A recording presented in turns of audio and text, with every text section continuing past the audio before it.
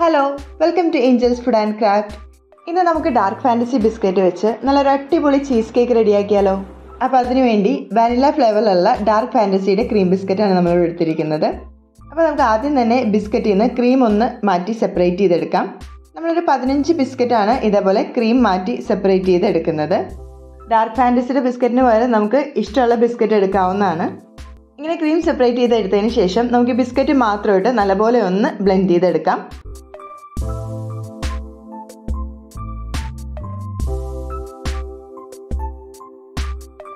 ഇങ്ങനെ പൊടിച്ചെടുത്തത് നമുക്കൊരു ബൗളിലേക്ക് ചേർത്ത് കൊടുക്കാം. ഇതിലേക്ക് നമുക്ക് മെൽറ്റഡ് ബട്ടർ ചേർത്ത് കൊടുക്കാം. 1.5 മുതൽ 2 ടേബിൾ സ്പൂൺ വരെ അൺസോൾട്ടഡ് ആയിട്ടുള്ള ബട്ടർ വേണം ചേർത്ത് കൊടുക്കാൻ. എന്നിട്ട് നമുക്ക് നല്ലപോലെ ഇതൊന്ന് മിക്സ് ചെയ്തെടുക്കാം. ഇങ്ങനെ മിക്സ് ചെയ്തെടുത്ത് സെർവിങ് ബോക്സിലേക്ക് ചേർത്ത് കൊടുക്കാം. നമ്മൾ ഏത് ബോക്സിലാണോ ചീസ് കേക്ക് സെറ്റ് ചെയ്തെടുക്കുന്നത് ആ ബോക്സിൽ അല്ലെങ്കിൽ ബൗളിൽ നമുക്ക് ഇതേപോലെ ചേർത്ത് കൊടുക്കാം. എന്നിട്ട് ഇതേപോലെ നമുക്കൊന്ന് പ്രസ് ചെയ്തും കൂടി വെക്കാം. ഇനി നമുക്കിത് മൂടിയിട്ട് നേരെ ഫ്രിഡ്ജിൽ വെച്ച് നല്ലപോലെ ഒന്ന് സെറ്റ് ചെയ്തെടുക്കാം. ഇനി നമുക്ക് ഇതിൻ്റെ സെക്കൻഡ് ലെയർ ഒന്ന് റെഡിയാക്കി എടുക്കാം. അപ്പോൾ അതിന് വേണ്ടി 2.5 കപ്പ് പാല് നമുക്കൊരു പാനിലേക്ക് ചേർത്ത് കൊടുക്കാം.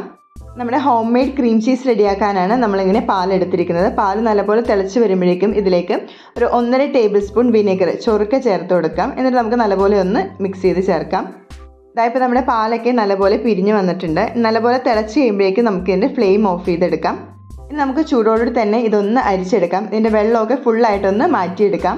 നമുക്ക് ഇതേപോലെ അരിപ്പ വെച്ചിട്ടോ അല്ലെങ്കിൽ തുണി വെച്ചിട്ടോ ഒന്ന് അരിച്ചെടുക്കാനായിട്ട് ശ്രദ്ധിക്കുക. ഇതിൻ്റെ വെള്ളമൊക്കെ ഫുള്ളായിട്ട് മാറ്റിയിട്ട് നമുക്കിതൊന്ന് ചൂടാറാനായിട്ട് മാറ്റി വയ്ക്കാം. ഫുള്ള് ചൂടാറിയതിന് ശേഷം നമുക്കിതൊരു മിക്സിയുടെ ജാറിലേക്ക് ചേർത്ത് കൊടുക്കാം. കൂടെ തന്നെ 1/2 കപ്പ് ഫ്രഷ് ക്രീം കൂടി നമുക്കിതിലേക്ക് ചേർത്ത് കൊടുക്കാം. നമ്മൾ നേരത്തെ ബിസ്ക്കറ്റ് എടുത്തപ്പോൾ അതിൻ്റെ ക്രീം സെപ്പറേറ്റ് ചെയ്ത് മാറ്റി വെച്ചിരുന്നു. അത് നമുക്കിതിലേക്ക് ചേർത്ത് കൊടുക്കാം.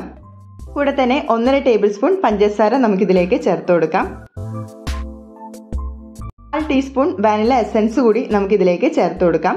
ലാസ്റ്റായിട്ട് 1 ടേബിൾ സ്പൂൺ പാൽപ്പൊടി കൂടി ഞാനിതിലേക്ക് ചേർത്ത് കൊടുക്കുന്നുണ്ട്. എന്നിട്ട് നമുക്കിത് നല്ലപോലെ ഒന്ന് ബ്ലെൻഡ് ചെയ്തെടുക്കാം. ഇങ്ങനെ ബ്ലെൻഡ് ചെയ്തെടുത്തത് ആദ്യം നമുക്കൊരു ബൗളിലേക്ക് ചേർത്ത് കൊടുക്കാം. ഇതിലേക്ക് കുറച്ച് ബിസ്ക്കറ്റ് നമ്മൾ ക്രഷ് ചെയ്തത് കൂടി ചേർത്ത് കൊടുക്കുന്നുണ്ട്. ക്രീമോടുകൂടി തന്നെ ക്രഷ് ചെയ്തെടുത്ത ബിസ്ക്കറ്റ്സ് ആണ്. ഒരു 2-3 നമുക്ക് എടുക്കാം. എന്നിട്ട് ഇതേപോലെ ചേർത്ത് നല്ലപോലെ മിക്സ് ചെയ്തെടുക്കാം. ഇനി നമുക്ക് ബിസ്ക്കറ്റ് ലെയർ ചെയ്തതിലേക്ക് നമുക്ക് സെക്കൻഡ് ലെയർ ആയിട്ട് നമുക്ക് ഈ ക്രീം മിക്സ് ചേർത്ത് കൊടുക്കാം.